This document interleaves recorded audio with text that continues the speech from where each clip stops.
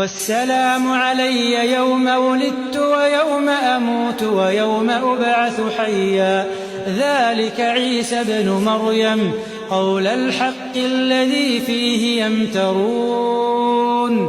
ما كان لله أن يتخذ من ولد سبحانه إذا قضى أمرا فإنما يقول له كن فيكون وإن الله ربي وربكم فاعبدوه هذا صراط مستقيم.